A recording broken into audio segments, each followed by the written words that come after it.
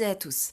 Je ne pouvais malheureusement pas être en direct avec vous aujourd'hui, mais je tenais à répondre à l'invitation de Samantha Casbonne. Parce que nous partageons le même sens de l'urgence. L'élevage industriel, c'est plus de 14% des émissions de gaz à effet de serre à l'échelle mondiale. C'est la première source d'émissions de méthane due à l'homme. Un gaz qui a un pouvoir de réchauffement 28 fois supérieur au CO2. Chaque année, des forêts entières, des prairies, des zones humides, tous ces réservoirs de biodiversité sont détruits pour devenir des pâturages afin de nourrir des animaux d'élevage. C'est aussi un risque renforcé de zoonoses et d'épidémies. Et on sait aujourd'hui que la surconsommation de viande rouge nuit à la santé humaine. Alors face à tous ces défis, nous n'avons simplement pas le choix. Pour lutter contre la déforestation, pour réduire nos émissions de gaz à effet de serre, pour protéger la santé de notre planète et la nôtre, oui, il faut réduire notre consommation de viande, diversifier nos protéines, manger autrement et mieux.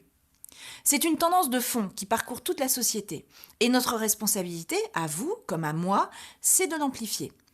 Déjà, nous avons fait une partie du chemin avec la loi Egalim pour manger mieux, avec 50% de produits durables, dont au moins 20% de bio, en restauration collective, dans les établissements chargés d'une mission de service public.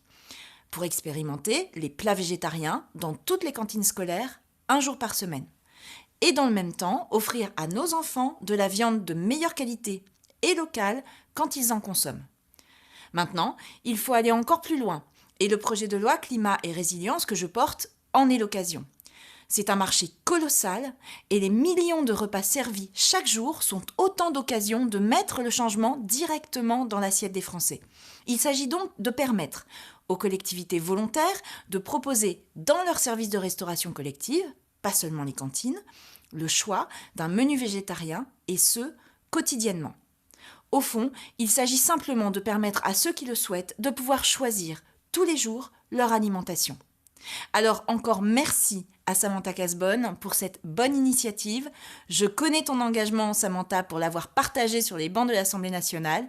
Merci à vous d'être là et je vous souhaite d'excellents échanges.